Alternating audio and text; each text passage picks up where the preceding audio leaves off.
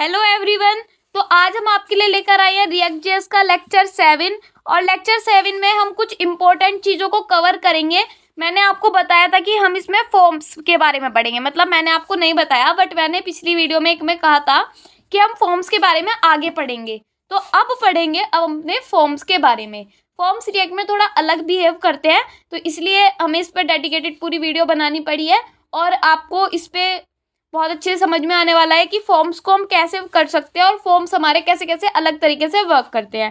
ठीक है, एक चीज़ हमने टू डू लिस्ट में पढ़ी थी। क्या पढ़ी थी? बहुत मतलब यूज स्टेट वगैरह पढ़े थे और आपके समझ में नहीं आई होंगे आधी चीज़ें, तो वह चीज़ें अब आपकी कवर हो जाएंगी यहाँ पर और आपको बहुत अच्छे से समझ में भी आ जाएंगी कि हम वहाँ पर कर क्या रहे थे। ठीक है, अब देखो हम यहाँ पे पढ़ेंगे फॉर्म्स क्या होते हैं रिएक्ट में, फॉर्म्स लेबल क्या होते हैं रिएक्ट में, हैंडलिंग मल्टीपल इनपुट्स क्या होते हैं, कमेंट फॉर्म क्या होता है, यूज इफेक्ट क्या होता है, डिपेंडेंसीज क्या होती है यूज इफेक्ट की, यूज केसेस क्या होते हैं। और ये चीज़ें हमें डिटेल्स में पढ़नी है और बहुत अच्छे से पढ़नी है, चाहे हमें थोड़ा टाइम लग जाए बट अच्छे से करनी है। तो चलिए फर्स्ट टॉपिक पर चलते हैं। हमारा क्या टॉपिक है? फर्स्ट, फॉर्म्स इन रिएक्ट, और इसको हमें बहुत अच्छे से अपना कवर करना है। तो देखो फॉर्म्स क्या होते हैं रिएक्ट में। फॉर्म क्या है? फॉर्म एक एलिमेंट है जो थोड़ा अलग बिहेव करता है रिएक्ट में, ठीक है, as compare to DOM elements. For example हमने पैराग्राफ टैग को पढ़ा है, ठीक है, पैराग्राफ को पढ़ा है हमने डिव को पढ़ा है, हमने हेडिंग को पढ़ा है, बहुत डिफरेंट टैग्स को, एलिमेंट्स को हमने पढ़ा है रिएक्ट के अंदर। पर जब भी हम उसको लिखते हैं तो खास डिफरेंस हमारे पास नहीं आता। बट जर्नली जो हमारे पास फॉर्म्स के एलिमेंट्स होते हैं, जैसे हमारा इनपुट हो गया, ठीक है, हमारा बटन हो गया, हमारा सबमिट बटन हो गया, इस तरीके से कई सारे एलिमेंट्स होते हैं जो थोड़े स्पेशल होते हैं इन द सेंस कि ये सारे के सारे फॉर्म्स एलिमेंट्स होते हैं वो अपनी internal state.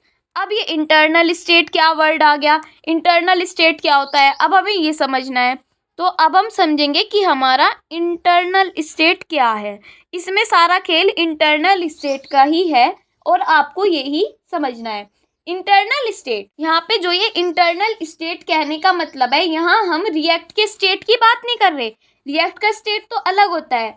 This internal state is basically saying कि इन एलिमेंट्स के पास अपनी कुछ इंटरनल इंफॉर्मेशन, अपना कुछ इंटरनल डाटा होता है जो मेंटेन्ड होता है एंड इनके साथ आते हैं जो हमारे लिए as a developer, as a programmer desirable ना हो। फॉर एग्जाम्पल हम फॉर्म्स को देखो, इसका एक एग्जाम्पल समझो, आपको समझ में आ जाएगा। फॉर एग्जाम्पल हम फॉर्म्स को सबमिट कर रहे हैं और उसके ऊपर हम किसी इवेंट को ट्रैक कर रहे हैं। इवेंट क्या होते हैं? जैसे मान लो ऑन चेंज इवेंट है। ऑन चेंज इवेंट क्या है? कोई भी हमने फंक्शन बनाया और उसको हम वहाँ पे पास कर रहे हैं, ठीक है, ऑन सबमिट हो गया, ये सब इवेंट्स है हमारे। तो वहाँ पर एकदम से पेज हमारा रिफ्रेश हो जाता है। क्या होता है? देखो जब हमने कोई भी वहाँ पे ऑन चेंज इवेंट दिया और वहाँ पर हमने उस बटन पर क्लिक किया तो क्या होता है? पूरा पेज एक तरीके से रिफ्रेश हो जाता है, सारी इंफॉर्मेशन गायब हो जाती है as soon as the form submit to. तो वो हमारे फॉर्म्स का डिफ़ॉल्ट बिहेवियर है। तो उसी तरीके से कई सारी अलग अलग डिफ़ॉल्ट बिहेवियर्स होते हैं और जो फॉर्म के एलिमेंट्स होते हैं अपनी इंटरनल स्टेट मेंटेन करते हैं जो हमारे लिए डिज़ायरेबल नहीं है। और अगर इसी तरीके से वो अपने बिहेवियर से एसोसिएटेड रहे सारे एलिमेंट्स तो क्या होगा? बेसिकली हमारा फॉर्म एक बार सबमिट होगा, उसी के बाद हमें किसी ना किसी तरीके से अपने डाटा की एक्सेस मिल जाएगी। अब जब फॉर्म सबमिट होगा तभी तो आपको उस डाटा की एक्सेस मिलेगी कि वहाँ पर क्या हो रहा है। फॉर एग्जाम्पल हमने कोई इनपुट एलिमेंट बनाया, ठीक है, अब आपको पता होगा कि इनपुट एलिमेंट क्या होता है। आप रिएक्ट पढ़ रहे हो तो आपको ये तो पता ही होगा कि इनपुट होता क्या है, जिसमें हम किसी भी आप फॉर्म बनाते हो उसमें कोई आपको खाली स्पेस दिखेगा बहुत सारा, उसके अंदर आप कुछ लिख पा रहे हो तो वो हमारा इनपुट एलिमेंट होता है। अब देखो फॉर एग्जांपल हमें कोई इनपुट एलिमेंट बनाया, हमने टेक्स्ट एरिया बनाया है, रेडियो बटन बना रखा है, चेक बॉक्स रखा है उस, और एक बार पूरे के पूरे फॉर्म को सबमिट किया तब जाके हमें कहीं ना कहीं डाटा की एक्सेस मिल रही होगी एंड फिर उस डाटा के बाद हम कुछ ऑपरेशंस परफॉर्म कर सकते हैं। ये हो गई हमारी normal flow of control. But हम कुछ इससे अलग करना चाहते हैं। हम चाहते हैं कि अगर इस तरीके से हर एक एलिमेंट अपनी इंटरनल स्टेट मेंटेन करेगा तो रिएक्ट की स्टेट का कोई पॉइंट ही नहीं हुआ। मतलब कि अगर हर एक ऑन इवेंट, जो हमने ऑन इवेंट पढ़ा, जो हमने ऑन चेंज इवेंट पढ़ा, जो हमने मतलब सारे इवेंट्स पढ़े, उनका तो कोई मतलब ही नहीं होगा फिर। रिएक्ट में जो हम अपने फंक्शंस बनाते आए या रिएक्ट में हम अपनी स्टेट्स को यूज़ करते आए हैं, उनका तो कोई मतलब ही नहीं होगा। एक रिएक्ट के अंदर जब हम कोड लिखेंगे तो एज अ डेवलपर हमें हर एलिमेंट को कंट्रोल करना है, ये हमारा मेन चीज़ है। और यही से हमारा कॉन्सेप्ट आता है कंट्रोल कंपोनेंट्स। क्या आता है? Control component. हम चाहेंगे कि फॉर्म के जो डिफरेंट एलिमेंट्स है या फॉर्म इटसेल्फ उसकी खुद की इंटरनल स्टेट ना हो, उससे जो भी स्टेट दी जाए वो रिएक्ट दे, वो रिएक्ट के स्टेट वेरिएबल के थ्रू उसकी सारी की सारी चेंजेस ट्रैक किए जाए, सारे के सारे उसके अंदर किए जाए, चेंजेस किए जाए। यूजिंग सेट स्टेट, उसके पास अपने अलग अलग स्टेट वेरिएबल हो एंड फिर उसे रिएक्ट क्या कर रहा होगा, एक तरीके से कंट्रोल कर रहा होगा। और ये तरीका होता हो तो make react single source of truth. अब ये सिंगल सोर्स ऑफ ट्रूथ क्या है? देखो, सिंगल सोर्स ऑफ ट्रूथ यहाँ कहने का मतलब है किसी भी पॉइंट पर मुझे चेक करना हो कि मेरे चेक बॉक्सेस में कौन सी वैल्यू सिलेक्टेड है, कौन सी नहीं है। किसी भी पॉइंट पे चेक करना हो, मेरे इनपुट बॉक्स पे क्या लिखा हुआ है, क्या नहीं लिखा हुआ है, मुझे ये पता हो। तो इस तरीके की जो चीजें हैं वो हम एलिमेंट से नहीं पूछेंगे, वो हम किससे पूछेंगे? वो हम रिएक्ट के स्टेट वेरिएबल से पूछेंगे। तो सीधी बात हमें इसमें क्या कहनी है? सीधी बात हमें ये कहनी है, हमें किसी भी चीज़ के डिव हो गया, पैराग्राफ हो गया या कुछ भी हो गया, या हमें सिर्फ अपने रिएक्ट से काम करवाना है, सिर्फ अपने रिएक्ट से कंट्रोल करवाना है, क्योंकि वो ही हमें सच बता रहा होगा। अब हो सकता है फॉर्म में, क्योंकि हमें वो ही सच बता रहा होगा, हमारा सिंगल सोर्स ऑफ ट्रूथ होगा।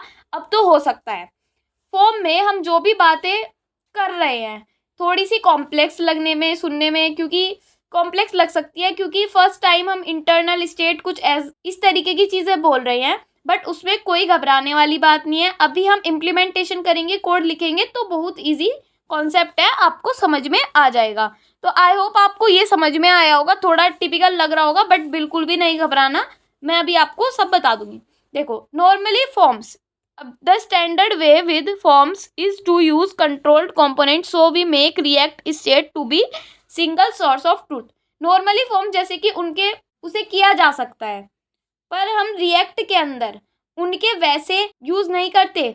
हम क्या करते हैं? स्टैंडर्ड वे करते हैं, स्टैंडर्ड वे से करते हैं उसका यूज़। यानी हम हर एक फॉर्म के एलिमेंट के साथ उसकी एक स्टेट एसोसिएट करते हैं, फिर उसके स्टेट के बेसिस पे उस फॉर्म एलिमेंट के अंदर क्या चेंजेस हो रहे हैं, क्या क्या चेंजेस नहीं हो रहे हैं, उन सबको हम ट्रैक करते हैं। तो इसीलिए जो वो एलिमेंट हो जाता है, या तो फॉर्म का कंपोनेंट हो जाता है, वो एक कंट्रोल्ड कंपोनेंट बन जाता है जिसको रिएक्ट कंट्रोल करता है। तो ये हमारा एक प्रॉपर कॉन्सेप्ट होता है फॉर्म्स को यूज करने का। पर इस कॉन्सेप्ट से घबराना नहीं है, मैं ये बात बार बार बोल रही हूँ। ये कॉन्सेप्ट अभी हमने थ्योरेटिकली सुन लिया, इसके मतलब हमें समझ नहीं आ रहा क्या होएगा क्या नहीं। तो ये अभी हम कोड की शुरुआत करते हैं, जब आपको समझ में आएगा कि हमने क्या बात की थी। हम एक बेसिक फॉर्म के साथ शुरुआत करते हैं।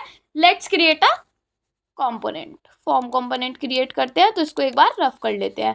पहले हम अपनी एक फाइल को क्रिएट कर लेंगे, शुरुआत से अपना एक फोल्डर को क्रिएट कर लेंगे। तो न्यू पर जाएंगे, फोल्डर पर जाएंगे और इस फोल्डर का नाम रखेंगे हम फॉर्म्स इन रिएक्ट। और आपको ये अब बहुत अच्छे समझ में आ जाएगा, मैं इसकी गारंटी ले रही हूँ यहाँ पर, क्योंकि ये हमने सारा टू डू में पढ़ रखा है जो अब हम पढ़ने वाले हैं। बस उसको एक्सप्लेन करना है कि वो चीज़ है क्या। तो आप जाओ फाइल में, ओपन फोल्डर में जाओगे, यहाँ पे आपने जिस भी नेम से अपना फोल्डर बनाया उस पे जाओगे। किस नेम से हमने फोल्डर बनाया है? फॉर्म्स इन रिएक्ट, ठीक है ना।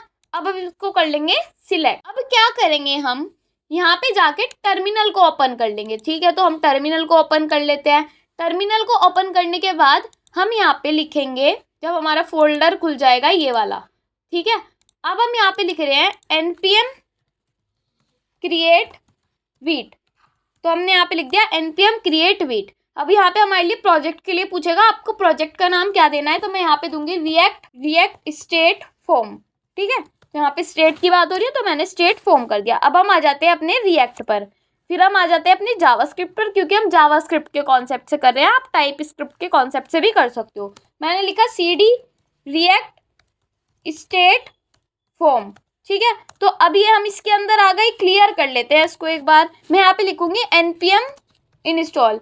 अब क्या होगा, ये थोड़ा सा टाइम लेगा आपका इंस्टॉल होने में। इतने मैं आपको बता देती हूँ कि जो भी हमने समझा फॉर्म्स के बारे में, उसमें सिर्फ मेन बात क्या है, उसमें मेन बात ये है कि आपको क्या करना होगा। आपको है ना यहाँ पर बस सेट, आपको समझना है कि रिएक्ट के जो हमने यूज स्टेट वगैरह पढ़े थे उनका यूज होना है, और हमें इंटरनल स्टेट वगैरह पे कुछ भी ध्यान नहीं देना है। तो ये आपका यहाँ पे इंस्टॉल हो ही रहा है, इसको इंस्टॉल होने देते हैं, और ये इंस्टॉल हो गया। अब हम यहाँ पे लिखेंगे क्लियर, और यहाँ पे हम इसको रन कर रहे हैं npm run dev। ठीक है, हमने npm run dev कर दिया यहाँ से।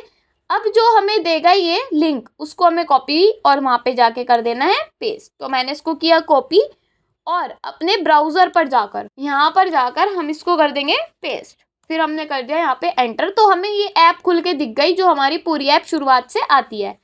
अभी हमें क्या करना होगा, अभी के लिए हमें जाना होगा अपने app.jsx पर। शुरुआत में हमारा काम यही होता है कि अपने app.jsx पर जाओ, शुरुआत की 3 लाइन को ये हटा दो, और उसके बाद यहाँ फंक्शन पर जाकर नीचे की सारी चीज़ें हटा दो, सिर्फ एक्सपोर्ट रहने दो, और इसको यहाँ से कर दो कट। तो अब क्या होगा, ये वाला ब्रैकेट नहीं हटाना था आपको। अब आपको क्या करना है, एक कंपोनेंट बनाना है अपना फॉर्म का। तो ठीक है, हम यहाँ पे बना लेते हैं फॉर्म का कंपोनेंट। तो form.jsx हमें यहाँ पे लिखना होगा। अब क्या करना होगा, यहाँ पर हमने फॉर्म का ये तो बना लिया, इसके अंदर हमें एक फंक्शन बनाना होगा जिसका नाम होगा फॉर्म, और इस फॉर्म को हम यहाँ पे ऐसे करके दे देंगे। अब हमें यहाँ पे क्या करना है, अब हमें यहाँ पे करना है रिटर्न। किस चीज़ को रिटर्न करना है, अपने एक डिव को। ठीक है, आप किसी भी चीज़ को रिटर्न कर सकते हो, आप ओपनिंग क्लोजिंग टैग को भी यहाँ पे रिटर्न कर सकते हो। अब हमें क्या लिखना है, एक इनपुट देना है। ठीक है, हम जैसे शुरुआत से देते आए हैं, एक इनपुट को हम यहाँ पे दे देंगे। कैसे देंगे, ये तो चाहे आप ऐसे दे दो इस इनपुट को, और चाहे आप ऐसे दे दो इनपुट को, बात एक ही है। ठीक है, इसके अंदर हमें क्या देना है, प्लेस होल्डर नहीं देना। अभी के लिए सिंपल हमें यहाँ पे टाइप देना है टेक्स्ट। तो मैंने यहाँ पे टाइप दे दिया अपना टेक्स्ट। अब हमें क्या करना है, इसके साथ साथ एक थोड़ा बटन भी दे देते हैं, ताकि अच्छा सा दिखे। हमें अच्छा दिखने के लिए दे रहे हैं बस बटन, अभी ऐसा बटन का कोई काम नहीं होगा यहाँ पे। और इसमें थोड़ा स्पेसिंग भी दे देते हैं यहाँ पर। तो स्पेस के लिए क्या होता है, NBSP। तो एंड करके NBSP हम लिखते हैं, नॉन ब्रेकिंग स्पेस। फिर हम यहाँ पे लगा देंगे अपने सेमीकोलन को। ठीक है, इसको हम 1-2 बार कॉपी पेस्ट कर लेते हैं। तो मैं यहाँ पे कर रही हूँ उसको कॉपी, एंड यहाँ पे जाके पेस्ट, ताकि थोड़ी हमें बटन और इसमें थोड़ी स्पेस मिल जाए। अब यहाँ पर हमने इसको एक्सपोर्ट नहीं किया, तो अब हम एक्सपोर्ट कर लेते हैं। एक्सपोर्ट डिफ़ॉल्ट करना होगा। एक्सपोर्ट डिफ़ॉल्ट में हमें क्या करना है, अपने फॉर्म को करना है। तो ठीक है, हमने यहाँ पे दे दिया फॉर्म। अब यहाँ पर जाकर हमें इसको इम्पोर्ट भी करना होगा, तो हम यहाँ पे लिख देंगे इम्पोर्ट, और फिर हम यहाँ पे लिखेंगे अपना फॉर्म, और फॉर्म के बाद हम यहाँ पे करेंगे अपना फॉर्म, यहाँ पे लिखेंगे हम फॉर्म, और फॉर्म यहाँ पे ये आ जाएगा हमारा। अब हम यहाँ पे रिटर्न करेंगे। अगर हम यहाँ पे रिटर्न नहीं करेंगे तो हमें अपने पेज पर कुछ नहीं दिखेगा। ठीक है, अब हमें यहाँ पर किसको देना है, अपने फॉर्म को करवाना है यहाँ पे रेंडर। तो ठीक है, हम अपने फॉर्म को यहाँ पे रीरेंडर करा रहे हैं। तो मैंने यहाँ पे लिख दिया फॉर्म। जब हम अब की बार जाके देखेंगे तो हमें यहाँ पे एक इनपुट मिलेगा, एक बटन लिखेगा। अभी हम इनपुट में सब कुछ लिख पा रहे हैं, रिफ्रेश कर रहे हैं तो यहाँ से क्लियर हो रहा है। तो ये डिफ़ॉल्ट बिहेवियर है इसका। ठीक है, बटन के क्लिक करने पे, मान लो मैंने यहाँ पे कुछ लिखा, बट अभी बटन के क्लिक करने पे कुछ नहीं हो रहा। इंस्पेक्ट करके देखेंगे, तो इंस्पेक्ट करने से क्या होगा, इंस्पेक्ट करने से भी कुछ नहीं होगा, क्योंकि यहाँ पे अभी कुछ हमारा आ ही नहीं रहा है, ना ये चीज़ें यहाँ पे आ रही है। तो हमें समझना क्या है, देखो इसको भी यहाँ पे सिर्फ इस चीज़ को देखो, हमने यहाँ पे एक फॉर्म बिल्ड कर लिया जैसे हम शुरुआत से करते आए हैं, बट हमें यहाँ पे कुछ मतलब दिख ही नहीं रहा इस बात का। अब यहाँ पे इसका मतलब आपको दिखेगा। यहाँ पर आपको क्या करना है, थोड़ा ऊपर कर लो इसको। यहाँ पे आपने क्या किया था, कि स्टेट वेरिएबल बनाया था। ठीक है, स्टेट वेरिएबल में आपने कुछ भी नेम दे दिया। तो उसको मान लो मैं यहाँ पे दे रही हूँ अपनी फर्स्ट फुल नेम नाम से मुझे बनाना है अपना वेरिएबल। तो मैंने लिखा फुल नेम, कोमा लगाया है यहाँ पे। फुल नेम लिखने के बाद मैं यहाँ पे लिख रही हूँ सेट फुल नेम। ठीक है, तो ये काफ़ी बड़ा हो गया, बट कोई बात नहीं, हम यहाँ पे लिख रहे हैं यूज़ स्टेट। ठीक है, जो हम लिखता है। अभी मैं यहाँ पे इसकी वैल्यू दे रही हूँ एम्प्टी, मतलब कि जो मेरा इनपुट है उसकी वैल्यू मैं यहाँ पे एम्प्टी दे रही हूँ। खाली दे रही हूँ। तो यहाँ पे पहले इंपोर्ट भी करना होगा अपनी यूज स्टेट को, वरना हमारी एरर आ जाएगी। तो हम यहाँ पे लिख रहे हैं यूज स्टेट, और यूज स्टेट के बाद मैंने एंटर कर दिया तो रिएक्ट ने कर लिया। बट अभी क्या हो रहा है, ये हमें फीका फीका सा दिख रहा है। क्यों दिख रहा है? क्योंकि हमने इसको कहीं यूज़ नहीं किया। हम अपने इनपुट के साथ इसको जोड़ना चाहते हैं, अपने रिएक्ट के स्टेट वेरिएबल को। ये कहने का मतलब था मेरा, ठीक है। तो उसको हम कैसे जोड़ सकते हैं? उसको हम ऐसे जोड़ सकते हैं, जो हमने वैल्यू दी थी अपनी टू डू लिस्ट में, आपको याद हो तो वैल्यू के अंदर हम यहाँ पे क्या देंगे, अपना स्टेट वेरिएबल, जिसका नाम है हमारा फुल नेम। तो ठीक है, हमने ये इसको इससे जोड़ दिया। तो हमने क्या किया, इसको इससे कनेक्ट कर दिया, कंट्रोल्ड कर दिया इसको इससे। अब जब हम यहाँ पे जाके देखेंगे, अभी हमें अगर इसके अंदर ऐसा हमें कुछ भी लिखना होगा, तो अभी यहाँ पे मैं की प्रेस कर रही हूँ, बट यहाँ पे कुछ नहीं लिखा जा रहा। इसको अभी यहाँ पे ये चीज़ अभी बिल्कुल नोटिस ना करो, क्योंकि मैंने वहाँ पे बताया था ऑन चेंज इवेंट हैंडलर मांग रहा है, उसके लिए अभी देखते हैं। पहले देखो, मैं यहाँ पे कुछ भी टाइप कर रही हूँ, मुझे कुछ भी नहीं दिख पा रहा, ठीक है। तो इसको ठीक करने के लिए हम यहाँ पे कुछ लिख देंगे। मान लो मैंने यहाँ पे लिख दिया लाइफ टाइम कोडिंग, ठीक है, मैंने यहाँ पे लिख दिया लाइफ टाइम कोडिंग। तो क्या मुझे ये आके दिख जाएगा? हाँ, क्योंकि ये क्या है, हम इनिशियल कर रहे हैं यहाँ पे। अब मैं यहाँ पे बैक स्पेस भी दबाऊंगी ना, तो मुझे यहाँ पे कुछ नहीं दिखेगा, कुछ भी नहीं दिख रहा। देखो ना, यहाँ पे क्लिक होता हुआ दिख रहा, और मैं कर रही हूँ जब भी नहीं दिख रहा, ठीक है। तो अब हमें इसको ठीक करना है। ये जो दो एरर्स हैं ये अभी ठीक हो जाएंगी आपकी, ये जो एरर है ये आपकी अभी ठीक हो जाएगी। बट आपको ये समझ में आ गया कि ये इससे तो कनेक्ट हमारा हो गया, ठीक है ना। अब हमें क्या करना है, देखो, अब हमें यहाँ पे एक ऑन चेंज इवेंट हैंडलर लगाना है। ऑन चेंज से क्या होगा, मैं यहाँ पे लिखूंगी ऑन चेंज। ऑन चेंज में हम क्या लगाना चाहते हैं, अब हमें यहाँ पे क्या करना पड़ेगा, एक फंक्शन बनाना पड़ेगा। इस फंक्शन का नाम मान लो मैं यहाँ पे दे रही हूँ हैंडल नेम चेंज, ठीक है। तो मैंने ये यहाँ पे दे दिया इसका नाम। अब मैं यहाँ पे ये फंक्शन को क्रिएट कर रही हूँ, ठीक है। अब इसके अंदर मुझे कुछ चीज़ें लिखनी है।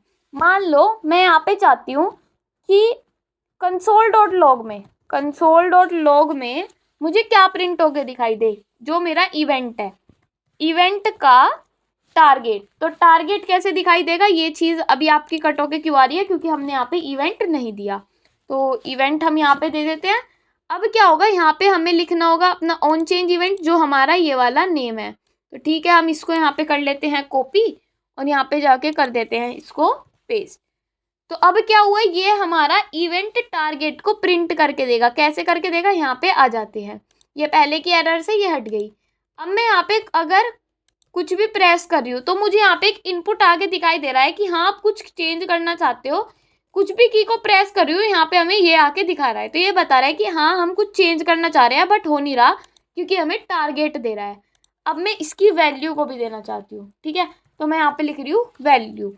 अब क्या होगा, देखो, जब मैं यहाँ पे जाऊँगी, अब इसको एक बार रिफ्रेश कर लेती हूँ, मैं इसको अब कट कर रही हूँ, तो मुझे यहाँ पे कट होके दिख रहा है कि मैं क्या कर रही हूँ, ठीक है। यहाँ पे कट कर रही हूँ तो ये आ गया। फिर मैं यहाँ पे इसके अंदर कुछ ऐड कर रही हूँ, तो हमें कुछ ऐड होके दिख गया। कुछ ऐड कर रही हूँ, अगली लाइन में आके दिख गया। तो ठीक है, हमें दिख रहा है कि हमारा काम यहाँ पे हो रहा है। बट इसको हमें कैसे करना है, इसको तो हमें अपने पेज पर लाना है।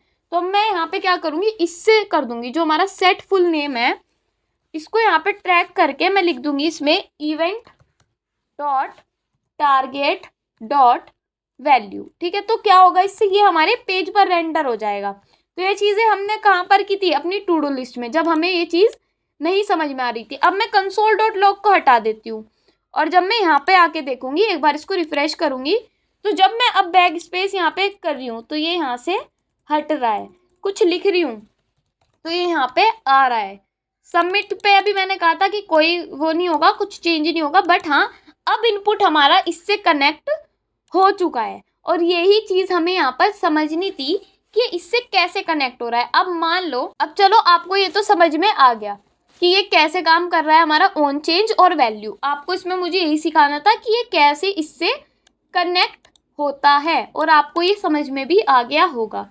अब हमने नेक्स्ट पॉइंट पर बढ़ते हैं। नेक्स्ट पॉइंट हमारा क्या है, नेक्स्ट है हमारा form labels in React. Form में लेबल्स को हम कैसे यूज़ करते हैं, आप सोच रहे होंगे वैसे ही यूज़ करते होंगे, नहीं, फॉर्म्स भी इसमें अलग तरीके से यूज़ होते हैं, लेबल्स भी।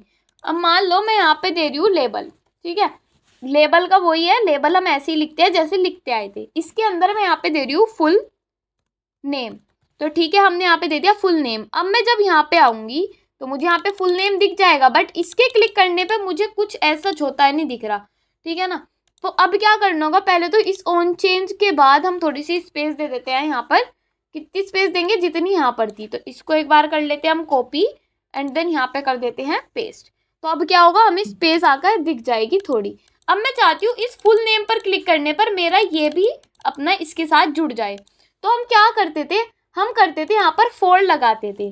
पर जब हम यहाँ पे फोल्ड लगाएंगे तो आपको एक चीज़ दिखेगी कि हमने जावास्क्रिप्ट में पढ़ा था कि फोर हमारा क्या होता है, फोर हमारा एक रिजर्व्ड वर्ड होता है, रिजर्व्ड कीवर्ड होता है। फोर हमारा रिजर्व्ड कीवर्ड होता है। तो इसको हम कैसे कर सकते हैं, फोर तो यहाँ पे लूप बता रहा है, क्योंकि फोर हमारा लूप के लिए काम आता था जावास्क्रिप्ट में। तो हम यहाँ पे अपने रिएक्ट में HTML4 का यूज़ करते हैं। फोर हमें एरर दे देता है, तो मैं यहाँ पे दूंगी HTML4, तो आपके लिए यहाँ पर आ जाएगा HTML4। जैसे हम क्या करते थे, ID देते थे। फोर को तो हम दे देते कुछ ID, उसके बाद हमने यहाँ पे मान लो ID दे दी, इनपुट को भी हम वही ID देते थे। अब मैं यहाँ पे मान लो इसका नाम दे रही हूँ फुल नेम, ठीक है। ऐसे ही मैं इसमें एक ID दूंगी, इस ID का नाम भी मैं यहाँ पे दूंगी फुल नेम। सेम काम करता है, सेम चीज़ें वर्क करती है, बस यहाँ पे हमें HTML4 लिखना होगा 4 की जगह पे। अब जब मैं यहाँ पे आऊँगी एंड देन इसको रिफ्रेश करूँगी, अब मैं इस पर क्लिक करूँगी तो ये इससे लिंक नहीं हुआ। अब भी क्यों नहीं हुआ लिंक, मैंने यहाँ पे दिया फुल नेम, यहाँ पे मैंने N कैपिटल रख दिया, तो इसलिए इससे लिंक नहीं हुआ। अब ये इससे कैसे जुड़ा देखो, अब जब आप एक बार रिफ्रेश करोगे, इस पर क्लिक करोगे तो इस पर भी हो गया, ठीक है। तो ये मतलब कि इससे अब ये लिंक हो गया। अब यहाँ पे आप इसको हटाओगे, सब कुछ सही रहेगा, ठीक है ना। तो मतलब कि यहाँ पे हमें HTML4 लिखना पड़ता है। अब मैं आपको एक जादू दिखाऊं, तो हम एलिमेंट्स पे आ जाते हैं। एलिमेंट्स पे जब डिव पे जाएंगे और इस डिव के अंदर जाएंगे, यहाँ पे आपको HTML4 नहीं दिखेगा, यहाँ पर आपको 4 ही दिखेगा। ये हमारा 4 ही है, बस इसको हम लिखने का तरीका हमारा अलग होता है। यहाँ पे ये हमें ऐसे ही दिखता है और अपनी फाइल में हमें अलग से करके लिखना पड़ता है। तो आई होप आपको ये समझ में आया होगा। और मैं आपको एक प्रोसेस बता देती हूँ। देखो, हमने चीज़ों को कैसे पढ़ा, हमने चीज़ों को ऐसे पढ़ा। पहले हमने किया इनपुट बनाया, ठीक है। फिर हमने जब इनपुट बनाया और उसको कर दिया ऑन चेंज, ठीक है। उसके बाद हमने करा हैंडल नेम चेंज, उसके बाद हमने सेट फुल नेम करा, और जो फुल नेम था वो हमारा सेट वेरिएबल था। तो जो काम ये हो रहा है ना हमारा, ये दोबारा दोबारा होता है पूरा काम। मतलब एक बार अगर हमने किसी चीज़ को कर दिया तो फिर वो शुरू से होके आती है हमारे लिए। तो ये चीज़ आपको समझ में आ गई होगी और बहुत अच्छे से आ गई होगी।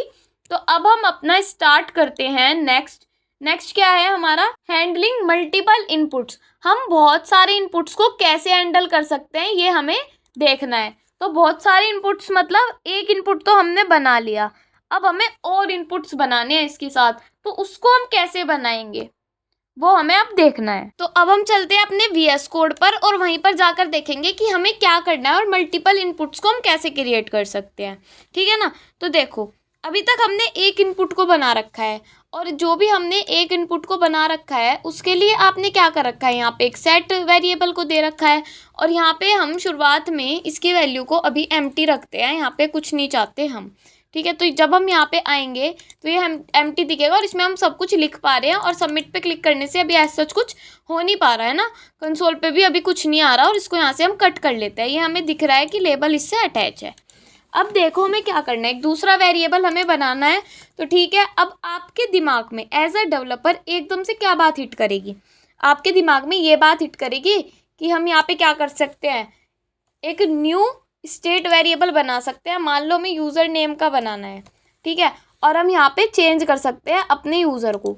तो ठीक है, हम यही चीज़ करके देख लेते हैं जो आप चाहते हैं। यूज़र नेम हमने लिख दिया और यहाँ पे हम लिख रहे हैं सेट यूज़र नेम, और हमने यहाँ पे भी एम्प्टी दे रखा है। और इसके लिए हम क्या करेंगे, यहाँ पे जो हमारा लेबल है ये हम यहाँ तक की चीज़ें अपनी, मान लो जो हमारा ये लेबल है और जो हमारा इनपुट है इसको हम करेंगे यहाँ से कॉपी, और यहाँ पे जाके हम इसको कर रहे हैं पेस्ट, ठीक है। तो हमारा एक और इनपुट हमारे लिए आ जाएगा और यहाँ पे आ भी गया। और एक हमारा हो गया यहाँ पे ये वाला फुल नेम और ये वाला फुल नेम। एक हमें तो यूज़र नेम चाहिए पहले वाला, तो हम यहाँ पे क्या कर सकते हैं, यहाँ पे हम लिख देंगे अपना यूज़र नेम, ठीक है। तो हम यहाँ पे लिख रहे हैं यूज़र नेम, इसका यू हम कैपिटल कर लेते हैं यहाँ पे, ठीक है। हमने यहाँ पे लिख दिया यूज़र नेम, और HTML4 में हम इसका नेम यहाँ पे चेंज कर देते हैं, और मैं इसका नेम दूंगी यहाँ पे यूज़र नेम। और लेबल में तो हमारा काम हो गया, बट हमें यहाँ पे भी अब चेंज करना होगा। यहाँ पे हमें क्या देना होगा, वैल्यू में हमें यूज़र नेम देना होगा, ठीक है। तो हम यहाँ पे यूज़र नेम दे देंगे वैल्यू में, जो हमारा यहाँ पर है। फिर हम क्या करेंगे, ID में भी चेंज कर देंगे। ID में क्या चेंज करेंगे, जो हमने अपनी 4 में दिया HTML4 में, तो हम यहाँ पे लिख देंगे यूज़र नेम। उसके बाद आपका ये क्रिएट हो गया। बटन हमने बनाया नहीं है, और यहाँ पे हम एक काम चाहते हैं, यहाँ पे हम एक BR टैग लगाना चाहते हैं ताकि ये हमें अलग लाइन में दिखे। तो ठीक है, हमने यहाँ पे लगा दिया BR। अब जब हम यहाँ पे आएंगे तो आपको ये कुछ ऐसा दिखेगा, कैसा कि यहाँ पे यूज़र नेम पे अगर हम क्लिक कर रहे हैं तो ठीक है, यूज़र नेम वाला ये है, फुल नेम वाला ये है, इस पर कुछ लिख रहे हैं तो यहाँ पे लिखा जा रहा है, बट इस पर कुछ लिख रहे हैं तब भी यहीं पे लिखा जा रहा है। अगर हमने इस पर क्लिक कर रखा है तो यहीं पर हमें चेंजेस दिख रहे हैं। यहाँ पर क्लिक कर रहे हैं तो सब चल रहा है, बट यहाँ पे अभी कुछ ऐसा हो नहीं पा रहा। तो कोई बात नहीं, इस पर क्लिक करेंगे, अभी सबमिट पे क्लिक करने पे भी हमें कुछ नहीं हो पा रहा हमारा। तो ठीक है, हमने ये तो बना लिया, तो हम एक काम और कर सकते हैं। यहाँ पे हम अपना सेट हैंडल नेम के नाम से करा था, इस एक काम करते हैं, इसका नाम तो हम रख लेते हैं यहाँ पे यूज़र, ठीक है। हमने यहाँ पे रख दिया इसका नेम यूज़र, और इसके लिए हम यहाँ पे कैपिटल U लगा सकते हैं, और यहाँ पे हम दे रहे हैं इसका नाम फुल, ठीक है। फुल दे दो, कुछ भी दे दो, वो आपकी मर्जी है, जिस नाम से आपको याद रहे। और यहाँ पे हम लिख रहे हैं चेंज, तो हमने ये लिख दिया। और यहाँ पर भी हम ऐसे ही इवेंट के लिए सेम बनाएंगे, सेम हमने यहाँ पे बना लिया। और यहाँ पे ये ही लाइन हमें लिखनी है, इसको मैंने किया यहाँ से कॉपी, यहाँ पे कर दिया पेस्ट, और ये हम दे रहे हैं अपना इवेंट, यहाँ पे लिख देंगे। और यहाँ पे हमें क्या करना है, यहाँ पे फुल नेम की जगह हमें यहाँ पे देना है अपना यूज़र नेम के लिए। तो ठीक है, हमने यहाँ पे लिख दिया यूज़र नेम के लिए। अब क्या होगा, जब हम यहाँ पर आएंगे, हमने यहाँ पे यूज़र नेम तो लिख दिया, और यहाँ पे भी यूज़र नेम लिख दिया वैल्यू में। हमने ऑन चेंज तो हमने यहाँ पे यूज़ ही नहीं किया, तो ठीक है, हम यहाँ पे ये भी कर लेंगे। मैंने लिख दिया हैंडल यूज़र चेंज, और यहाँ पे हमने लिख दिया हैंडल, इसको हटा के यहाँ पे मैंने लिख दिया हैंडल फुल चेंज, ठीक है। और यहाँ पे फुल नेम की जगह मुझे यहाँ पे फुल नेम ही देना होगा। इसको हम नीचे रखते हैं, इस वाले को मैंने यहाँ से किया इसको कट, एंड नीचे जाके मैंने यहाँ पे कर दिया इसको पेस्ट। अब क्या हुआ, हैंडल यूज़र चेंज, और हैंडल चेंज की स्पेलिंग यहाँ पे ई को हटाना होगा, जभी तो ये एक्सेस कर पाएंगे हम। ये ब्रैकेट हमारा यहाँ पे गलत था, इसको हमने हटा दिया, ब्रैकेट्स में भी दिक्कत हो जाती है। तो देखो ये अब हमारा बिल्कुल सही हो गया। जब हम यहाँ पे जाएंगे, अब मैं इस पर क्लिक कर रही हूँ, इस पर आ रहा है, मैं इस पर कुछ लिख रही हूँ बिल्कुल ठीक जा रहा है, और इस पर कुछ लिख रही हूँ बिल्कुल ठीक जा रहा है। तो दोनों में हमारी इनपुट वैल्यूज़ आ रही हैं, बट ये एक गलत तरीका है। क्यों, हमने ये चीज़ लिख रखी है, ये हमने दो बना रखे हैं यहाँ पे, ये हमने इवेंट, ये दोनों चीज़ें हमने एक साथ लिख रखी हैं। तो इसी की वजह से आया हमारा हैंडलिंग मल्टीपल इनपुट। अब ये क्यों आया, देखो आपके फॉर्म्स में क्या क्या होता है, एक यूज़र नेम के लिए होता है, किसी किसी फॉर्म में तो आपको होता है फर्स्ट नेम अलग से लिखो, लास्ट नेम लिखो, मिडल नेम लिखो, और पासवर्ड लिखो, काफ़ी सारे इनपुट्स होते हैं, और एक बटन होता है सिर्फ। तो आप उन इनपुट्स के लिए क्या अलग अलग ही फंक्शंस बनाते रहोगे, क्या आप अलग अलग ही सारे काम को करते रहोगे, नहीं। उसके लिए ही हमारा आया है हैंडलिंग मल्टीपल इनपुट्स। और ये हमारा क्यों यूज़ होता है, देखो we create a common handle input change. तो हम एक कॉमन फंक्शन भी तो बना सकते हैं जो हमारे दोनों पर वर्क कर जाए। क्यों हम इतना सारा कोड बार बार लिखे, बस कुछ चीज़ें समझनी तो होगी हमें। अब देखो यहाँ पे लिखा है इवेंट डॉट टारगेट नेम, और यहाँ पे लिखा है चेंज्ड फील्ड। अब ये क्या चीज़ है, यहाँ पे हमें यहाँ पे दे रखा है वैल्यू, ठीक है। एक तो हमारा दे रखा है वैल्यू के लिए, आपको पता है कि टारगेट डॉट नेम हमारा क्या करता है, हमें नेम ला के दे देगा किस चीज़ का, जो भी हमारी फील्ड होगी चेंज की। तो ये आपको जब मैं करूँगी जब चीज़ें समझ में आएगी। और वैल्यू क्या होती है, वैल्यू हमारी वही होती है जो हम करते आए हैं, जो हमारी इनपुट में वैल्यू होगी वही हमें आके दिख जाएगी। तो इसका मतलब ये है कि हैंडलिंग इनपुट्स के लिए हमें एक कॉमन फंक्शन बनाना पड़ता है, और उसके लिए क्या करना पड़ता है, उसके लिए हमें ऑब्जेक्ट्स बनानी पड़ती है। फॉर एग्जाम्पल ऑब्जेक्ट्स बनाने के लिए हमने यहाँ पे एक ऑब्जेक्ट बनाई, इसके अंदर फुल नेम दे दिया, ठीक है, इसके अंदर यूज़र नेम दे दिया, इसके अंदर पासवर्ड दे दिया। तो ये हमारे ऑब्जेक्ट्स में काम करेगा। अब कैसे काम करेगा, देखो चलते हैं अपने VS कोड पर, और यहाँ पे जाके हमें सबसे पहले क्या करना होगा, सबसे पहले हमें इसको हटाना होगा, और इसका नाम हमें एक ही फंक्शन का नाम यहाँ पे देना होगा। मान लो मैं इसका नाम दे रही हूँ फॉर्म डेटा, तो कोई नहीं, हम यहाँ पे दे देंगे फॉर्म डेटा। इस फॉर्म डेटा में मैं इसका नाम दे दूंगी सेट फॉर्म डेटा। ठीक है, अब हमें एक चीज़ में कन्वर्ट करना है दोनों चीज़ों को, तो मैंने यहाँ पे लिख दिया सेट फॉर्म डेटा। अब क्या करना है, इसके अंदर मुझे कुछ एम्प्टी वगैरह नहीं देना, इसके अंदर एक ऑब्जेक्ट बनानी है। और इस ऑब्जेक्ट में मान लो मुझे एक तो चाहिए फुल नेम। ठीक है, फुल नेम में मुझे एम्प्टी चाहिए ये भी, फिर मैं एंटर करूँगी। फिर मुझे चाहिए एक यूज़र नेम के लिए, तो ठीक है मैं यहाँ पे लिख रही हूँ यूज़र नेम, और ये भी मुझे इसकी वैल्यू भी एम्प्टी चाहिए। तो ठीक है, हमने एक ऑब्जेक्ट को यहाँ पे बना लिया है। अब इसको एक्सेस करने के लिए पहले तो इन दोनों को हमें करना होगा यहाँ पे कॉमेंट आउट। ओके, मैंने यहाँ पे कर दिया कॉमेंट आउट। तो अभी ये फंक्शंस हमारे काम नहीं करेंगे। अब हम क्या कर रहे हैं, ये तो हमें अलग अलग ही बनाने होंगे, इनको तो हमें अलग अलग ही देना होगा। बट यहाँ पे क्या करना होगा, देखो एक अलग से जाके यहाँ पे एक फंक्शन बनाना होगा जिसका नाम मैं दे रही हूँ हैंडल इनपुट चेंज। ठीक है, इसका नाम मैंने दे दिया ये फंक्शन का। अब यहाँ पे मुझे एक फंक्शन बनाना होगा और इस फंक्शन के अंदर मुझे यहाँ पे देना होगा इवेंट। ठीक है, मैं यहाँ पे लिख रही हूँ इवेंट। इस इवेंट के अंदर अब मुझे कुछ चीज़ें यहाँ पे ट्रैक करनी पड़ेगी। ट्रैक करने का कहने का मतलब है, यहाँ पे एक मान लो मैं यहाँ पे दे रही हूँ फील्ड नेम से एक वेरिएबल। फील्ड नेम से मैंने यहाँ पे एक वेरिएबल दे दिया। इसके अंदर मुझे क्या पढ़ना पड़ेगा, मुझे लिखना होगा event dot target dot name. ठीक है, मैंने यहाँ पे लिख दिया और मुझे कंसोल डॉट लॉग में अपने फील्ड नेम को प्रिंट कराना होगा। तो फील्ड नेम मेरा क्या है, फील्ड नेम मेरा ये वाला वेरिएबल है। ठीक है, तो ये अभी के लिए मुझे कौन सा फील्ड नेम ला के देगा, पहले तो इन ऑन चेंज में हम यहाँ पे चेंज कर लेते हैं अपने हैंडलर का नाम। तो मैंने यहाँ पे लिख दिया इनपुट चेंज, तो हम यहाँ पे इनपुट चेंज वाला हैंडलर को लिख सकते हैं और यहाँ पे भी यही हैंडलर को हम यहाँ पे लिख सकते हैं। ठीक है, आई होप आपको चीज़ें समझ में आ रही होंगी। नहीं समझ में आ रही होगी तो मुझे बता देना, मैं आपको और डिटेल्स में नेक्स्ट वीडियो में उस चीज़ को समझा दूंगी। ठीक है, तो हमने यहाँ पे लिख दिया हैंडल चेंज। अब हमें क्या करना पड़ेगा, अब हमें फील्ड को एक्सेस करने के लिए यहाँ पर एक नेम को भी देना पड़ेगा, क्योंकि हमें नेम को एक्सेस करना है। तो यहाँ पे हमें नेम में, अब मैं यहाँ पे नेम दे रही हूँ। आप सोच रहे होगे इस नेम में हम कुछ भी वैल्यू दे सकते हैं, ABCD, लाइफ टाइम कोडिंग, चल मैं कुछ भी दे सकती हूँ, बट ऐसा नहीं है। इस नेम में हमें क्या वैल्यू देनी होगी, इस नेम में हमें वो वैल्यू देनी होगी जो हमारी यहाँ पर है, जिसको हम एक्सेस कराना चाहते हैं। ठीक है, तो मैंने यहाँ पे दे दिया अपना फुल नेम, तो हमने यहाँ पे लिख दिया फुल नेम।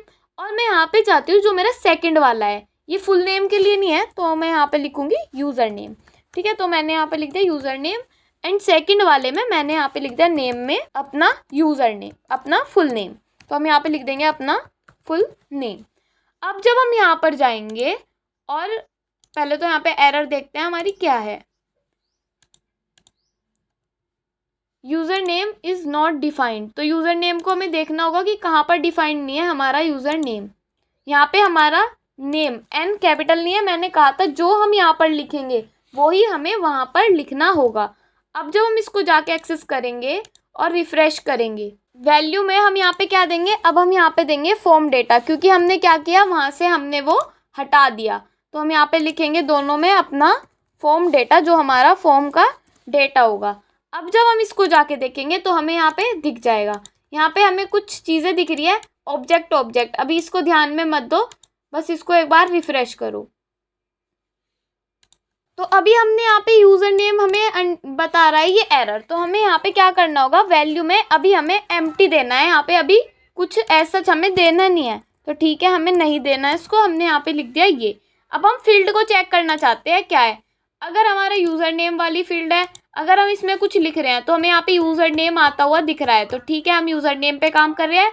फुल नेम पर आ गए, इस पर हम कुछ लिख रहे हैं तो हमें यहाँ पे फुल नेम वाली चीज़ें एक्सेस होके दिख रही है।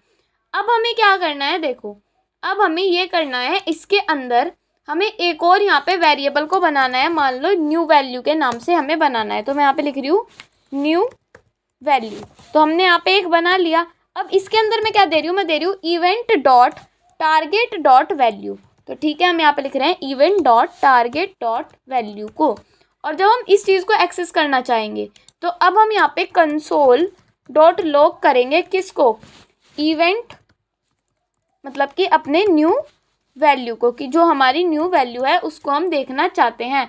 तो जब हम यहाँ पे जाएंगे और यहाँ पे जाके कुछ भी टाइप करेंगे, जो भी हम टाइप कर रहे हैं हमें उसके साथ हमें दिख रहा है। यूज़र नेम में हमने F टाइप किया, यूज़र नेम में हमने D टाइप किया और यूज़र नेम में हमने F टाइप किया, फुल नेम में हमने S टाइप किया, फुल नेम में हमने D टाइप किया।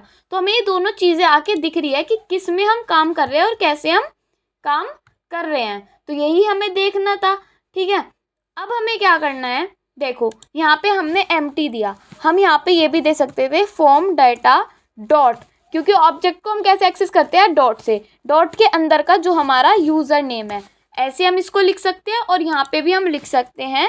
दोनों का मतलब एक ही है जो मैंने लिखा, फॉर्म डेटा का डॉट क्या, हम इसमें देखना है फुल नेम, तो हम यहाँ पे लिख देंगे अपना फुल नेम। अब भी हमारी कोई एरर नहीं आएगी। देखो अब हम इसको कर लेते हैं रिफ़्रेश। यहाँ पे कुछ भी लिख रही हूँ तो यहाँ पे दिख रहा है यूज़र नेम में हमने क्या टाइप किया, D।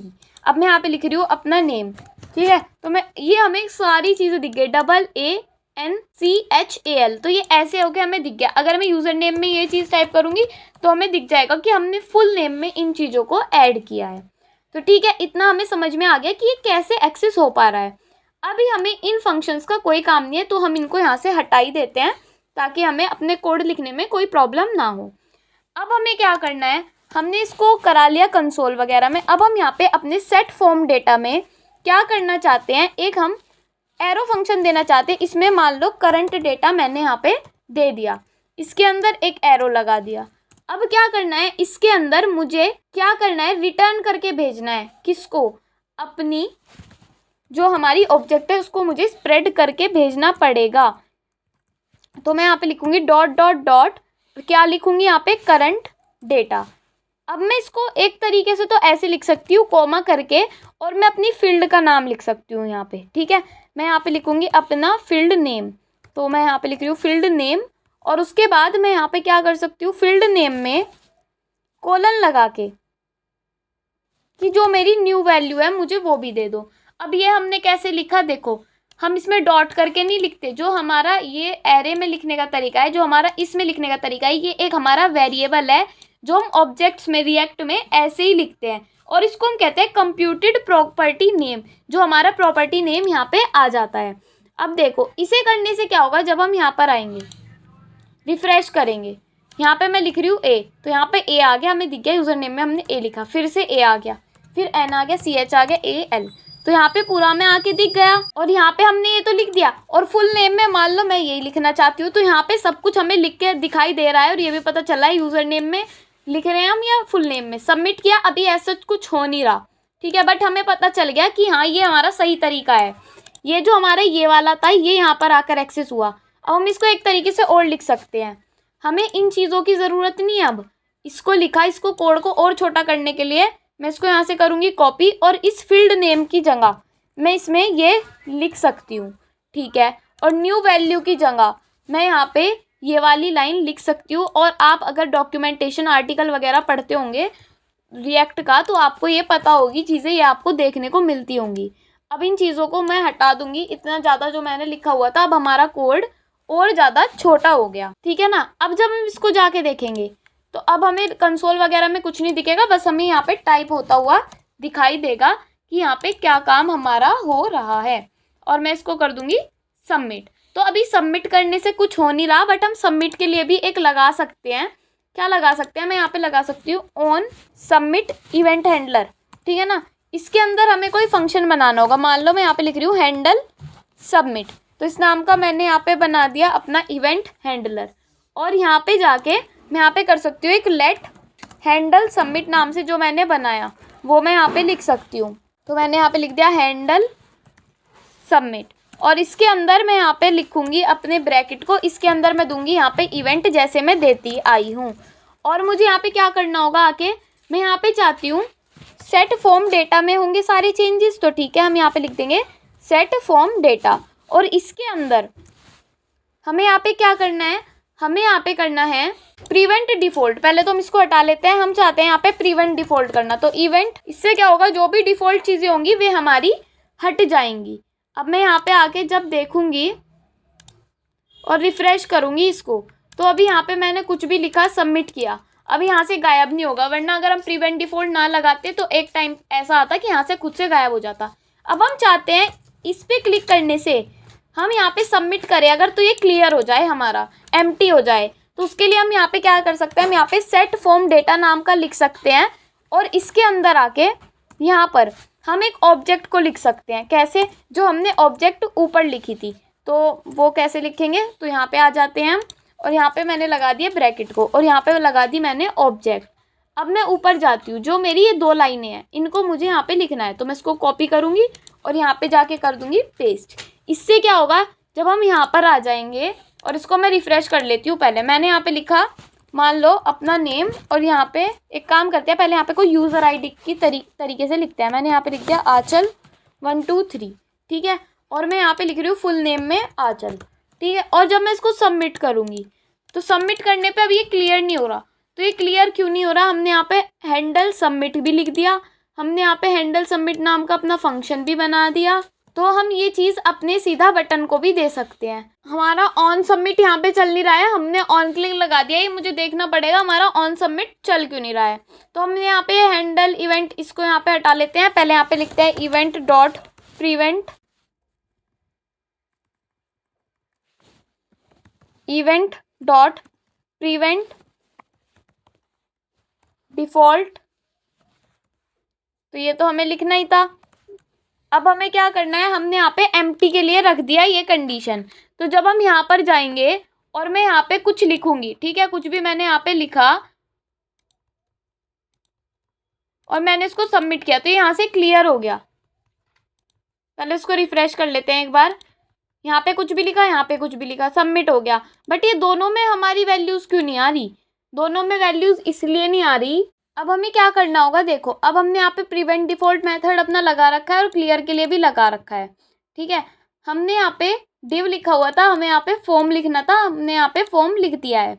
अब हम क्या करेंगे, यहाँ पे जाके जब कुछ टाइप करेंगे, मैं यहाँ पे टाइप कर रही हूँ @आंचल 1 2 3 और मैं यहाँ पे लिख रही हूँ आंचल, ठीक है। और मैं यहाँ पे सबमिट पे क्लिक कर रही हूँ, तो ये क्लियर हो गया है ना। अब मुझे क्या कराना है, अपने फॉर्म डेटा को जब वो सबमिट हो जाए तो उसको मुझे यहाँ पे अपने प्रिंट करवाना है। तो उसके लिए मैं यहाँ पे console.log कर सकती हूँ और मैं यहाँ पे अपने फॉर्म डेटा को प्रिंट करवा सकती हूँ, जो मेरे फॉर्म का पूरा डेटा है, ठीक है। तो उसके लिए मुझे क्या करना होगा, यहाँ पर जाना होगा। जो भी मैं अब इसको रिफ्रेश करके यहाँ पे लिखूँगी, जो मैंने पहले लिखा था, अब मैं उसी लाइन को यहाँ पे लिख रही हूँ और मैं यहाँ पे अपना नेम लिख रही हूँ। और जब मैं इसको सबमिट करूँगी, सबमिट करने के बाद यहाँ पे मुझे डिटेल्स दिख जाएगी, फुल नेम में आंचल दिख जाएगा और यूज़र नेम में आंचल 1 2 3 दिख जाएगा। तो हमें ये पता चल गया यहाँ पर क्या हुआ, यहाँ पर हमने अपने फॉर्म के अंदर ये 2 चीज़ों को बनाया और ये कैसे काम कर रही है। अब आप एक पासवर्ड के लिए खुद से बना सकते हो, या मैं आपको बता रही हूँ, बस आपको क्या करना पड़ेगा, यहाँ पे लिखना होगा आपको पासवर्ड, और पासवर्ड लिखने के बाद आपको यहाँ पे पासवर्ड को एम्प्टी देना होगा, ठीक है ना। अब ये इस चीज़ में तो आपको कोई चेंज करने की ज़रूरत नहीं है, सारी चीज़ ऐसी ही रहने देनी है। बस क्या करना है, पासवर्ड आपने यहाँ पे लिख दिया, अब नीचे जाना है और यहाँ पे जाके भी आप पासवर्ड दे सकते हो। अब आपको यहाँ पे पासवर्ड को बस ऐड करना है, ठीक है ना। हमने यहाँ पे लगा दिया कॉमा। अब नीचे जाके एक हमें ऐसे ही बनाना होगा पासवर्ड का, तो इसको हम कर लेंगे यहाँ पे कॉपी एंड नीचे जाके इसको कर लेंगे पेस्ट। और इसके लिए हम क्या करेंगे, यहाँ पे BR टैग्स को लगा देंगे ताकि हमें देखने में आसानी रहे और ये अलग अलग लाइन में हमें दिख जाए। तो मैंने यहाँ पे 2-3 BR टैग लगा दिए। अब क्या होगा, अभी हमें स्पेस में दिख जाएगा, तो यहाँ पे आके देख लेते हैं हम। तो अभी हमें क्या हो रहा है, ये हमें दिख तो रहा है, बट अब मैं यहाँ पे फुल नेम दिख रहा है, ये चीज़ें दिख रही है, तो इसके लिए मुझे यहाँ पे पासवर्ड को देना होगा।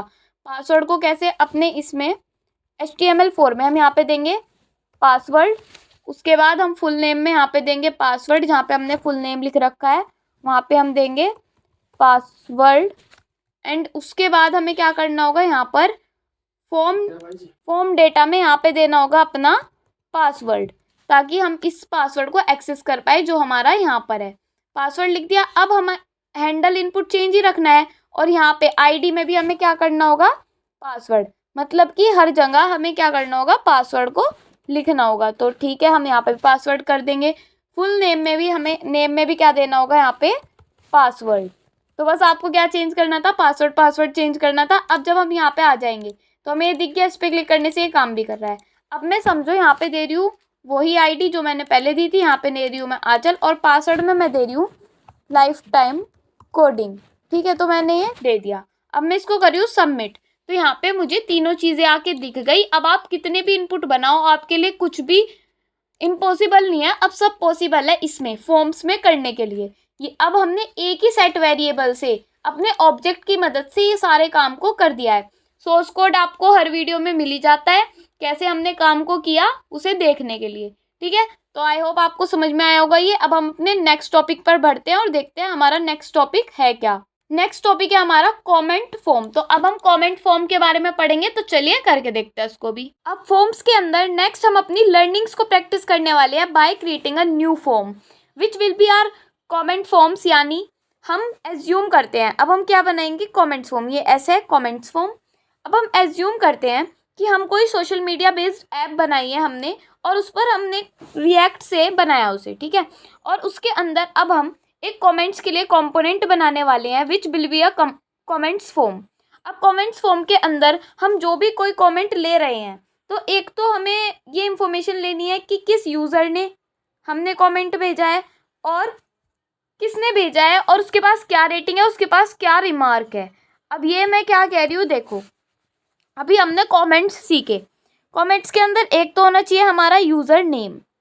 ठीक है, एक हमारा होना चाहिए रिमार्क्स। रिमार्क्स क्या होते हैं, मान लो कोई कमेंट बॉक्स है आपका, एक टेक्स्ट एरिया है, इसके अंदर हम कोई भी कमेंट भेज सकते हैं, वो हमें यहाँ पर चाहिए। ठीक है, एंड देन उसके बाद हमें नीचे चाहिए अपनी रेटिंग के लिए एक इनपुट। ठीक है, तो ये हमें क्रिएट करना है, और एक बटन चाहिए हमें ऐड कमेंट्स नाम का, और वो हमारे कमेंट्स को ऐड कर दे। तो सेम जो हमने फॉर्म बनाया है उसकी सारी चीज़ें जो है हमारी हम उसको रिवाइज कर लेंगे एक तरीके से, और हम शुरुआत से खुद से करके देखेंगे एक एक चीज़ों को। आप खुद से भी बना सकते हो, बट मेरे साथ साथ पहले बनाना, उसके बाद खुद से बनाना। तो चलिए थोड़ी स्टाइलिंग भी करेंगे और थोड़ा इसको अच्छे से समझेंगे कि इसमें हमें करना क्या है। तो आ जाते हैं अपने VS कोड पर। तो ये देखो, फॉर्म्स को क्रिएट किया था। फॉर्म्स का काम नहीं है, हमें न्यू कॉम्पोनेंट बनाना है एक। इसका क्या नाम होगा कॉम्पोनेंट का, इसका नाम होगा कमेंट्स फॉर्म डॉट JSX। ठीक है, हमने ये नाम से अपना फॉर्म बना लिया। तो इसकी स्पेलिंग थोड़ी फॉर्म की गलत हो गई, इसको ठीक कर लेते हैं। रीनेम भी कर सकते हैं हम अपनी फाइल्स को, ऐसा नहीं है कि हम रीनेम्स नहीं कर सकते, हमने जो लिख दिया वो लिख दिया, नहीं, आप इसको रीनेम कर सकते हो। और एंटर करो तो देखो यहाँ पे हमारा form.jsx हो जाएगा। अब हमें यहाँ पे शुरुआत में क्या करना है, एक्सपोर्ट करना है। एक्सपोर्ट डिफ़ॉल्ट हम सिंपल ऐसे भी कर सकते हैं, और हम सिंपल यहाँ पे एक फंक्शन दे सकते हैं और अपने फंक्शन का नाम दे सकते हैं। हमारे फंक्शन का क्या नाम है, कमेंट फॉर्म। कमेंट्स फॉर्म है ना कि कमेंट फॉर्म, तो जो बिल्कुल नाम है वही हमें देना होता है। तो कमेंट्स, फिर हम यहाँ पे लिखेंगे फॉर्म, फिर इसको हम कर लेंगे यहाँ से बंद, और यहाँ पे लगा देंगे ब्रैकेट। तो ऐसे भी हम एक्सपोर्ट कर सकते हैं, ज़रूरी नहीं हम नीचे ही जाके एक्सपोर्ट करें। ठीक है, अब हमें क्या करना है, यहाँ पे जाके मैं कर रही हूँ रिटर्न, जो हमें करना ही होता है शुरू से। और उसके बाद यहाँ पे एक देना होगा डिव, और इसके अंदर एक मैं दूंगी यहाँ पे मान लो H4, और H4 के अंदर मैं यहाँ पे दे रही हूँ गिव अ कमेंट। ठीक है, कुछ भी लिख सकते हैं, मैंने यहाँ पे लिख दिया गिव अ कमेंट। तो ये आगे हमें अपने पेज पर दिखाना है पहले तो आ जाते हैं app.jsx पर। यहाँ पर जाकर हमें इंपोर्ट करना होगा किसको, अपनी फाइल को, जिसका क्या नाम है हमारा कमेंट फॉर्म, कमेंट्स form.jsx। और यहाँ पे जाके उसको रेंडर भी करना होगा हमें। फॉर्म को अब हम हटा लेते हैं क्योंकि अब हमारा फॉर्म का काम नहीं है। तो मैं यहाँ पे लिख रही हूँ फॉर्म्स कंपोनेंट्स कमेंट्स फॉर्म। तो यहाँ पे आके जब हम देखेंगे तो ये देखो यहाँ पे हमें दिख पा रहा है गिव अ कमेंट। तो ये मुझे ज़्यादा छोटा दिख रहा है, तो मैं इसको H1 में दे देती हूँ। ठीक है ना, तो H1 में आपको काफ़ी बड़ा दिखेगा और अच्छा भी लगेगा लिखा हुआ। अब हमने यहाँ पे H1 को दे दिया। ठीक है, अब हमें बहुत बड़ा सा दिख रहा है, तो कोई बात नहीं, इसको हम H3 में भी कर सकते हैं, H2 में भी कर सकते हैं। H2 में कर लेते हैं, थोड़ा और छोटा हमें ये दिख जाएगा। ठीक है ना, अब देखो हमें क्या करना है, ये हमारा आ गया गिव अ कमेंट, हमारे पेज पर हमें आके दिख चुका है। अब सबसे पहले हमें एक फॉर्म कंपोनेंट बनाना है, जो हमने बना लिया है यहाँ पर। अब इसके अंदर हमें पहले तो देना है एक इनपुट, किसके लिए, यूज़र नेम के लिए। ठीक है, तो इनपुट के अंदर हम क्या देंगे, एक प्लेस होल्डर दे रहे हैं, और इसमें दे रहे हैं हम यूज़र नेम, और इसका टाइप दे रहे हैं हम, टाइप क्या दूँ मैं, टेक्स्ट, क्योंकि हमें इसके अंदर टेक्स्ट चाहिए। ठीक है, एक तो हमने ले लिया इनपुट। इनपुट के बाद हमें क्या चाहिए, इनपुट के बाद हमें यहाँ पे चाहिए एक टेक्स्ट एरिया जिसमें हमें चाहिए रिमार्क, तो हम यहाँ पे लिख रहे हैं टेक्स्ट एरिया जिसके अंदर हमें चाहिए रिमार्क। तो रिमार्क के लिए हम प्लेस होल्डर लगा सकते हैं और प्लेस होल्डर में हम इसको दे सकते हैं यहाँ पे रिमार्क्स, ठीक है ना। तो हमने इसके अंदर लिख दिया रिमार्क्स और टाइप हम इसका देंगे यहाँ पे टेक्स्ट, क्योंकि हम इनपुट लगा रहे हैं तो क्या देंगे हम यहाँ पे, इसका देंगे हम यहाँ पे टेक्स्ट। तो सेम हमें जो पहले किया था वही करना है, बट अपने हाथों से करना है खुद। अब हमें यहाँ पे देना है इनपुट। इस इनपुट में हमें क्या करना है, पहले तो इनपुट को ही क्रिएट कर लेते हैं, उसके बाद हमें इसमें प्लेस होल्डर देना है, प्लेस होल्डर नहीं देना है, हमें इसका टाइप देना है यहाँ पे नंबर। तो ठीक है, टाइप लिख रहे हैं हम यहाँ पे नंबर। तो एक बार हमें इसको जाके देखना होगा ये हमें कैसा दिख पा रहा है हमारा फॉर्म। तो ये हमें कुछ ऐसा दिख रहा है। अब आप सोच रहे होंगे ये क्या है, ये तो कोई डिज़ाइनिंग वगैरह कुछ है नहीं। तो हम एक काम कर सकते हैं ना, यहाँ पे जाके BR लगा सकते हैं, फिर एक और BR यहाँ पे हम लगा लेंगे। तो 4 BR देंगे तो बहुत सारी स्पेसिंग आ जाएगी। एंड यहाँ पे भी हम BR को अपने लगा सकते हैं, आगे जाके भी हम अपने BR को लगा सकते हैं। उसके बाद नीचे जाके हम यहाँ पे भी अपने BR को लगा सकते हैं और एक और बार यहाँ पे अपने BR टैग को लगा सकते हैं। और उसके बाद हम एक बटन भी देना चाहते हैं ऐड कमेंट नाम का। तो ठीक है, हम यहाँ पे दे रहे हैं बटन और बटन में हम यहाँ पे दे रहे हैं ऐड कमेंट, ठीक है ना। अब हम जाके देख सकते हैं कि हमें स्टाइलिंग कैसी दिख रही है। हमें स्टाइलिंग ऐसी दिख रही है बट ज़्यादा सुंदर नहीं दिख रही। हम इसको सुंदर भी बना सकते हैं बट कोई बात नहीं। हम रेटिंग चाहते हैं 1 से 5 तक आए, तो हम उसके लिए यहाँ पे लिख सकते हैं मिनिमम नंबर तो होना चाहिए हमारी रेटिंग का 1, ठीक है। तो मिनिमम के लिए एक फंक्शन होता है जो हमारा मिनिमम के लिए होता है। एंड यहाँ पे हम लिख सकते हैं मैक्सिमम। मैक्सिमम में हम क्या लिख सकते हैं यहाँ पे 5, मैक्सिमम नंबर होना चाहिए 5 हमारे पास। तो जब हम यहाँ पे आके देखेंगे तो अब हम अगर यहाँ पे देंगे 2 3 3 3 और जब हम ऐड करना चाहेंगे तो ये क्या देगा, value must be less than 5। हम 5 तक ही दे सकते हैं वरना ये हमें डिफ़ॉल्ट एरर दे देगा जो ये देता है। तो 5 हमारा सही है। अब ये डिफ़ॉल्ट बिहेवियर हो रहा है कि अगर हम कुछ लिखेंगे ऐड कमेंट करेंगे तो यहाँ से सब भाग जाएगा। ये भी हम करेंगे, ये मैंने आपको सिखा रखा है। पहले इसकी थोड़ी स्टाइलिंग कर लेते हैं अपने डिव की। तो डिव को मैं क्लास नेम दे रही हूँ, इसका क्लास नेम मैं दे देती हूँ यहाँ पे कमेंट, ठीक है ना। हम कुछ भी क्लास नेम दे सकते हैं, मैंने दे दिया कमेंट। और अब हम यहाँ पर एक CSS की फ़ाइल बना लेते हैं। CSS की फ़ाइल बनाने के लिए हमें यहाँ पे जाना होगा और इसका नाम देना होगा comments form.css, ठीक है। इसको हमें कहाँ पे इंपोर्ट करना होगा, अपने फॉर्म में। तो कोई बात नहीं, इसको हम यहाँ पे एंटर कर लेते हैं और मैं यहाँ पे दे रही हूँ इंपोर्ट। और इंपोर्ट के बाद मैं यहाँ पे दे रही हूँ कमेंट, क्या है हमारी फाइल का नाम, इंपोर्ट। हमने यहाँ पे लगाए डबल कोट्स और यहाँ पे डॉट स्लैश करके जो भी हमारी फाइल का नेम है। तो मैंने लिखा comments form.css, ठीक है ना।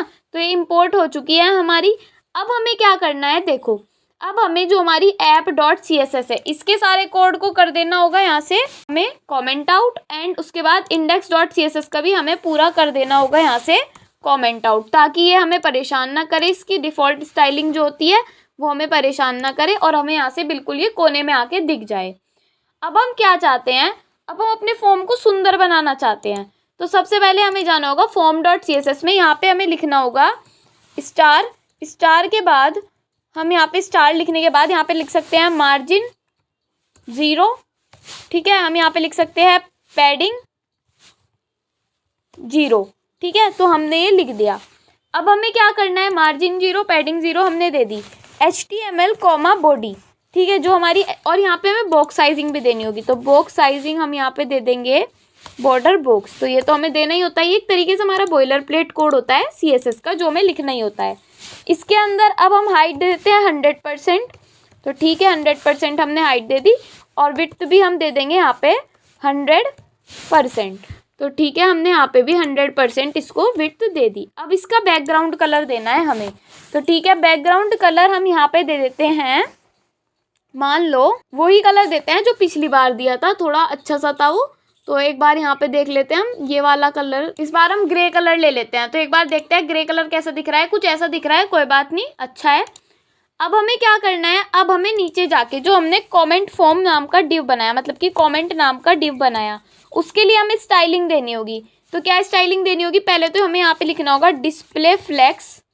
तो डिस्प्ले फ्लेक्स जब हम करेंगे तो आपको चीज़ें खुद होती हुई दिखाई देंगी। मैं यहाँ पे लिखूँगी जस्टिफाई कंटेंट सेंटर और उसके बाद हम लिखेंगे यहाँ पे अलाइन आइटम्स सेंटर। तो ठीक है, हमने ये लिख दिया। अब हमें क्या करना है, ये तो हमने सेंटर में दे दिया। अब यहाँ पे आगे देखेंगे तो ये हमारा सेंटर में आ जाएगा पूरा बॉक्स। अब हमें नीचे जाके यहाँ पे जाके इसको बॉर्डर देना होगा। पहले तो बॉर्डर देंगे हम 5 पिक्सल सॉलिड ब्लैक। तो इससे क्या होगा, बॉर्डर दिख जाएगा हमें जो हमारा ये बॉक्स होगा। तो ठीक है, हमें बॉर्डर दिख चुका है इसका। अब इसकी हाइट विड्थ भी देनी होगी, तो हाइट दे देते हैं हम इसकी 300 पिक्सल और विड्थ दे देते हैं हम इसकी 500 पिक्सल। तो एक बार हमें देखना होगा कि ये हमें कैसा दिख रहा है 500 पिक्सल। तो यहाँ पे आके हम देख लेंगे, तो ये थोड़ा हमें ज़्यादा ही बड़ा दिख रहा है। इसको हमें इसके सेंटर में भी लाना होगा चीज़ों को। तो कोई बात नहीं, हम इसकी हाइट को भी थोड़ा इंक्रीज़ कर लेते हैं। मैंने कर दी 400 पिक्सल। तो ठीक है, अब हमें थोड़ा सही दिख रहा है। अब हम क्या करेंगे, जो कमेंट के अंदर हमारी H2 हेडिंग है, H2 हेडिंग है क्या, हम इसको यहाँ पे जाके देख सकते हैं। हाँ, H2 हेडिंग है। तो कमेंट के अंदर जो हमारी H2 हेडिंग है उसके लिए हम अलाइन आइटम सेंटर कर सकते हैं। हाँ, कर सकते हैं। तो मैंने कर दिया यहाँ पे अलाइन आइटम्स सेंटर। तो ये सेंटर नहीं हुआ, तो हम एक काम कर सकते हैं, इसको मार्जिन लेफ्ट दे देंगे। तो मैं यहाँ पे दे रही हूँ मार्जिन लेफ्ट, इसको दे रही हूँ मैं 50 पिक्सल। तो अब जब हम इसको जाके देखेंगे तो ये थोड़ा सा इधर हुआ है, तो हम इसको 130 पिक्सल दे देते हैं। ठीक है, 130 पिक्सल देंगे तो ये थोड़ा और इधर हो जाएगा, और इसको हम यहाँ पे 150 कर लेते हैं। तो स्टाइलिंग बार बार जाके देखनी पड़ती है आपको, आप इसको खुद से करके देख लेना थोड़ा थोड़ा। तो हम इसको 60 भी कर सकते हैं, 60 में बिल्कुल ही सेंटर में इसके आ जाएगा। ठीक है, अब हम इसको मार्जिन टॉप भी देना चाहते हैं, तो कोई बात नहीं, पहले सारे इनपुट्स को दे देते हैं। तो मैं यहाँ पे कमेंट में जो हमारे इनपुट है उनके लिए दे रही हूँ स्टाइलिंग। तो इनपुट की हाइट थोड़ा इंक्रीज कर लेते हैं। हाइट को हम दे रहे हैं यहाँ पे 100 पिक्सल। तो हाइट तो बहुत बड़ी हो जाएगी 100 पिक्सल में। हम यहाँ पे देंगे इसको 50 पिक्सल हाइट, एंड विड्थ हम यहाँ पे देंगे इसको 200 पिक्सल विड्थ सही रहेगी। तो अब हम इसको एक बार जाके देखते हैं, दोनों की हमारी हाइट विड्थ बढ़ गई। ठीक है, अभी के लिए इतनी हाइट विड्थ हमारी ठीक है। हाँ, तो हम इसकी हाइट विड्थ थोड़ी सही भी कर सकते हैं। मतलब कि क्या कर सकते हैं, यहाँ पे जाके जो ये हमारी इनपुट है इनको अलग से क्लास नेम दे सकते हैं जाके। मैंने इसको दिया क्लास नेम, इसका क्लास नेम मान लो inp1। ठीक है, और इसका मान लो आप क्लास नेम inp2। तो ऐसे करके आपको स्टाइलिंग भी देनी होती है। ये मैं आपको इसलिए दे के दिखा रही हूँ, आप खुद से कर सकते थे, बट नहीं, मैं आपको करके दिखाऊंगी क्योंकि मेरा फ़र्ज़ है आपको करके दिखाना। और मैं यहाँ पे कमेंट में बता रही हूँ कि कमेंट में हमारी जो inp1 है उसके लिए क्या स्टाइलिंग देनी है और inp2 के लिए क्या स्टाइलिंग देनी है। तो inp1 के लिए हमारी ये स्टाइलिंग अप्लाई हो जाएगी। inp2 के लिए हमें क्या करना है, देखो अब inp2 के लिए दे देते हैं पहले। तो मैंने लिखा कमेंट, और इसके अंदर हम क्या करेंगे, inp2 जो है हमारा उसके लिए हम यहाँ पे देंगे हाइट थोड़ी इंक्रीज कर लेंगे। तो हाइट मैं यहाँ पे देना चाहती हूँ इसकी मान लो 40 पिक्सल। ठीक है, और 40 पिक्सल के बाद इसकी हाइट थोड़ी 40 पिक्सल नहीं 50 पिक्सल ही रखते हैं हाइट, और इसका जो बॉक्स है उसको छोटा ही रखते हैं हम, जितना भी है ये बॉक्स। तो यहाँ पे आके हम देख देंगे तो ये हमारा रेटिंग वाला बॉक्स हो गया और बहुत ही सुंदर दिख रहा है। अब हमें कमेंट्स वाला मतलब कि रिमार्क्स के लिए करना है। तो रिमार्क्स के लिए भी हम इसको क्लास दे सकते हैं। हाँ, क्लास आप किसी को भी दे सकते हो, आपकी मर्जी है। तो हम यहाँ पे इसको दे देंगे रिमार्क, इसका नाम हमने दे दिया यहाँ पे रिमार्क।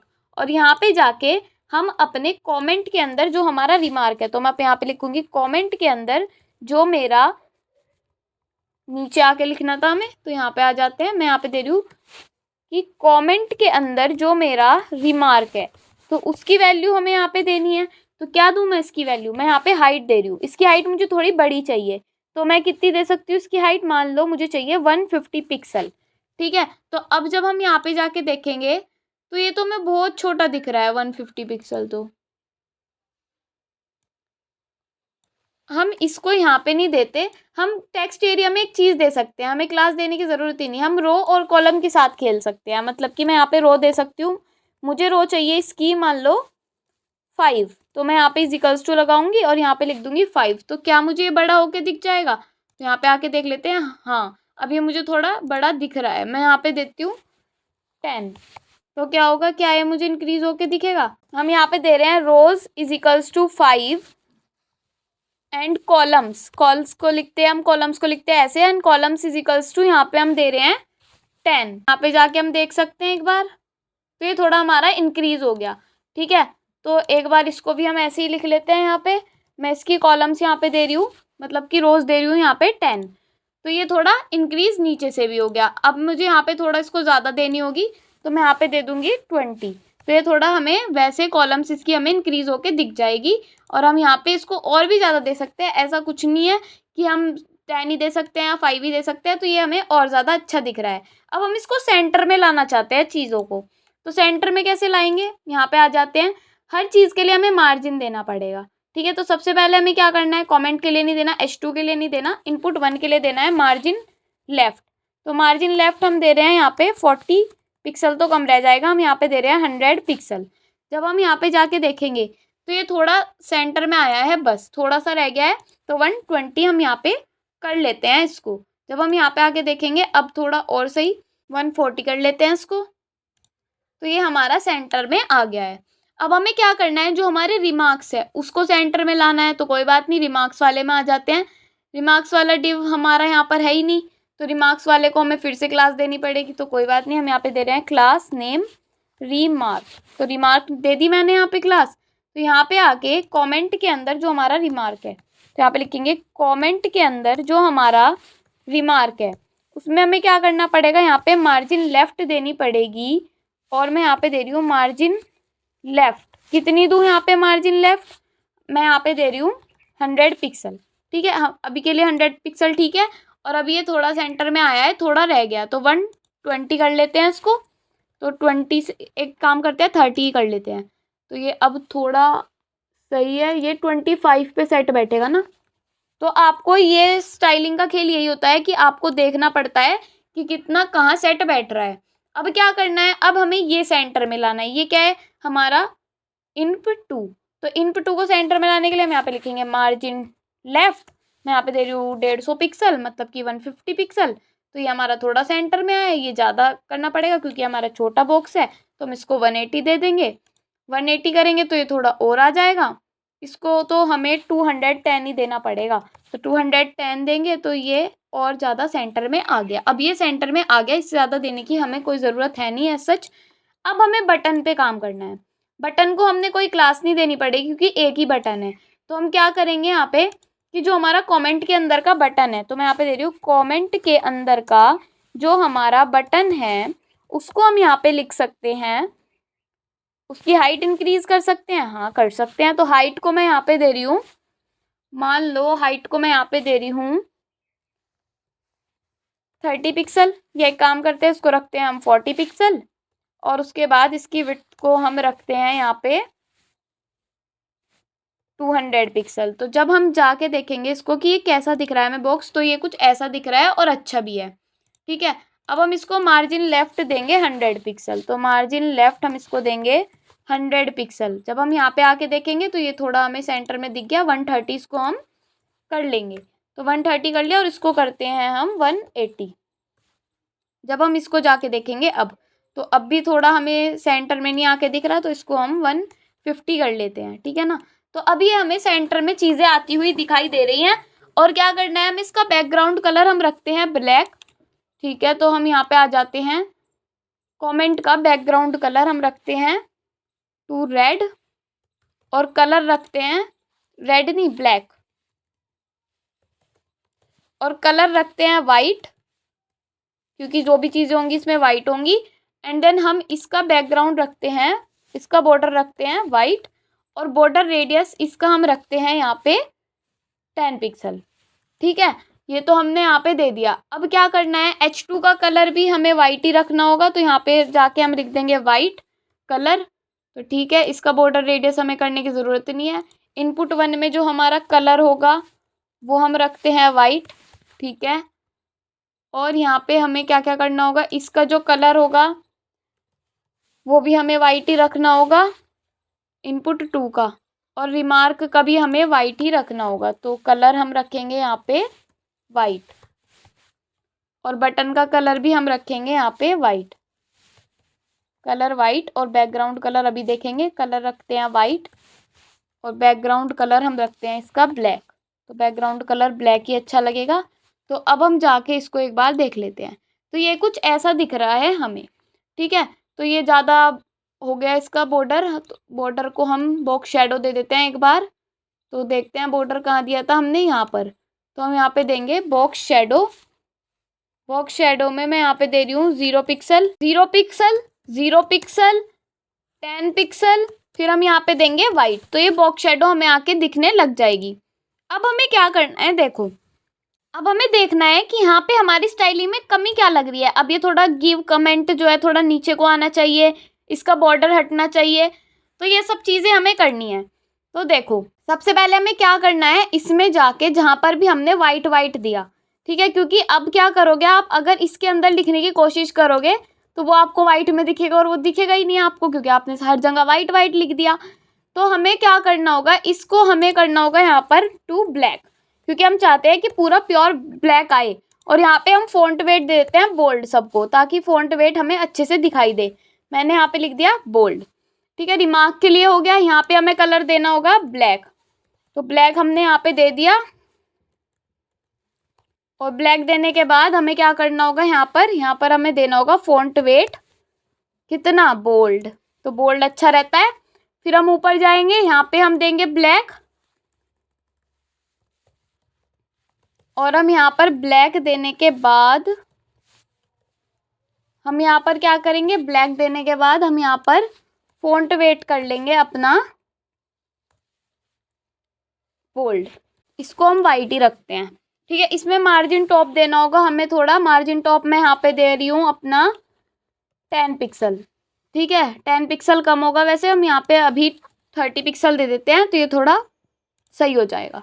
एक काम करते हैं, हम यहाँ पे पैडिंग देते हैं। पैडिंग टॉप से हम दे रहे हैं यहाँ पर 30 पिक्सल। तो अब देखते हैं इसको जाके, तो ये हमारा थोड़ा नीचे हो गया। अब हमें इसकी हाइट बढ़ानी पड़ेगी, किसकी, अपने कमेंट की। तो इसकी हम हाइट रखते हैं 500 पिक्सल, ठीक है। जब हम इसकी 500 पिक्सल रखेंगे तो थोड़ा इंक्रीज़ हो जाएगा। और अब हमें क्या करना है, जो हमारा इनपुट 1 है उसको देनी होगी मार्जिन टॉप। मार्जिन टॉप से मैं दे रही हूँ यहाँ पे 30 पिक्सल। तो अब जब हम जाके देखेंगे तो ये 30 पिक्सल थोड़ा नीचे को हो जाएगा, ठीक है। अब हम यहाँ पे कुछ भी लिख रहे हैं, देखो हमें सुंदर दिख रहा है, बट यहाँ पे अंदर लिख रहा है तो ये सब चीज़ें दिख तो रही है, बोल्ड में भी दिख रही है, हाँ, बट हम चाहते हैं इसका थोड़ा फ़ॉन्ट साइज़ भी बढ़े चीज़ों का। तो ठीक है, हम यहाँ पे फ़ॉन्ट साइज़ 1.2 REM लिखेंगे, ठीक है। इससे क्या होगा, हमें सारी चीज़ें थोड़ी बड़ी होकर भी दिखेगी। 1.2 REM, इसमें भी हम यहाँ पे लिख सकते हैं फ़ॉन्ट साइज़ 1.2 REM। और यहाँ पर भी हम लिख सकते हैं font size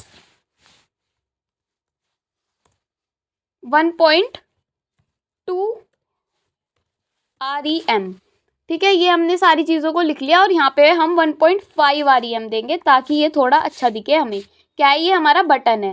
font size 1.5 REM। और इसको भी हम बोल्ड देना चाहते हैं, तो बोल्ड कैसे देंगे हम, फ़ॉन्ट वेट बोल्ड करके। तो मैंने यहाँ पे लिख दिया फ़ॉन्ट वेट बोल्ड। तो ठीक है, क्या हमें ये दिख जाएगा कि, अब हमें एक बार देख लेना है बस ये कैसा दिख रहा है। तो हमें ये ऐसे इंक्रीज़ होके दिख रहा है,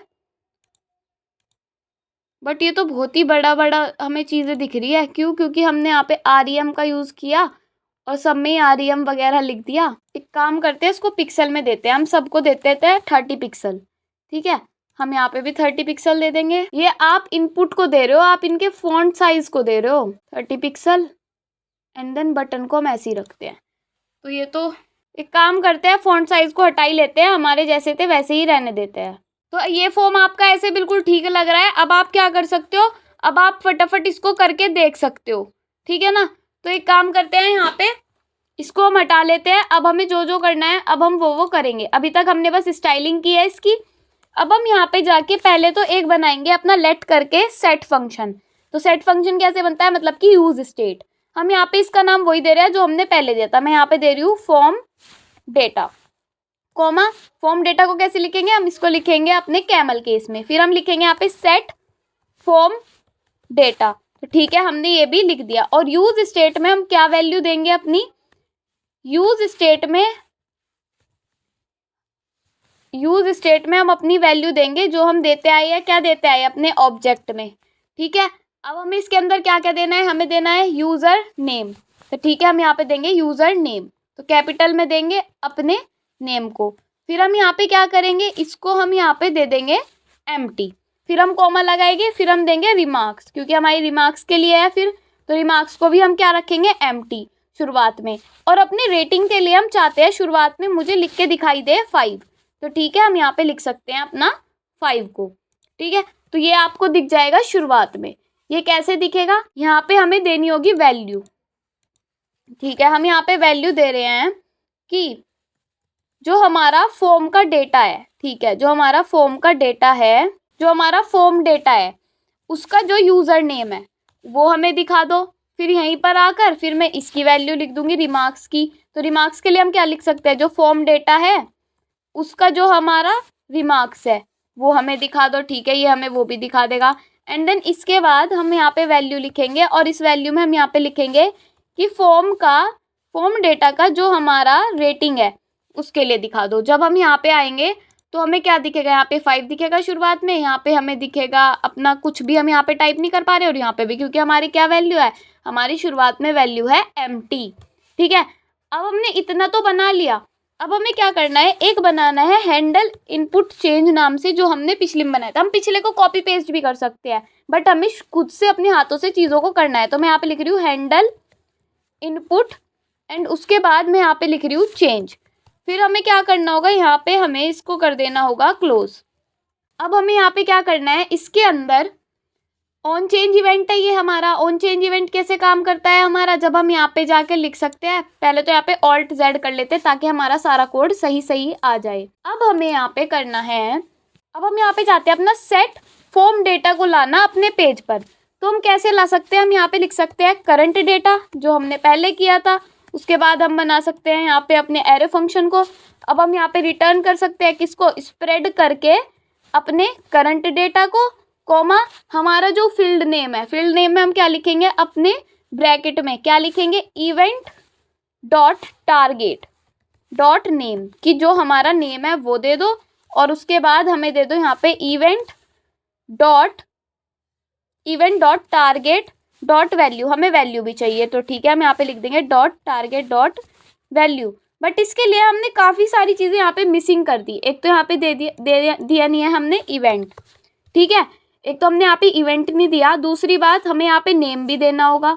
तो ठीक है, पहले हम यहाँ पे नेम दे देते हैं। नेम क्या है, इसका नेम है, हमने जो ऊपर लिख रखा है यूज़र नेम। तो ठीक है हम यहाँ पे दे रहे हैं यूज़र नेम एंड नीचे जाके हम टेक्स्ट एरिया को क्या नेम देंगे, टेक्स्ट एरिया को हम यहाँ पे नेम देंगे रिमार्क्स नेम से। तो ठीक है हम यहाँ पे दे देंगे अपना रिमार्क है हमारा रिमार्क्स है तो रिमार्क्स नेम से है तो वही हमें यहाँ पे देना होगा। और उसके बाद हमें यहाँ पे क्या देना होगा, हमें यहाँ पे देना होगा नेम और इस नेम को हम यहाँ पे देंगे नेम एंड इस नेम में हम यहाँ पे देंगे जो हमारा रेटिंग का नेम है। तो क्या नेम है रेटिंग का, रेटिंग ही नेम है। तो ठीक है हमने ये दे दिया। अब हमें क्या करना है, देखो ऑन ये जो हैंडल इवेंट है हम ये कैसे लगाएंगे, हम लिखेंगे ऑन चेंज जो हम लिखते आई है। ठीक है, तो हम यहाँ पे लिखेंगे ऑन चेंज और इस ऑन चेंज के अंदर सिंपल एक ही चीज़ लिखनी है, हैंडल इनपुट चेंज। फिर यहाँ पे भी हमें वही करना है ऑन चेंज में। तो आपकी इससे प्रैक्टिस हो रही है बहुत अच्छी, तो आपको ये करना है खुद से, सिर्फ देखना नहीं है इसको। तो मैं यहाँ पे दे रही हूँ हैंडल इनपुट चेंज और उसके बाद मैं यहाँ पे भी लिख रही हूँ ऑन चेंज को। ठीक है, ऑन चेंज के अंदर मैं यहाँ पे फिर से दे रही हूँ, क्या दे रही हूँ यहाँ पे, हैंडल इनपुट चेंज को।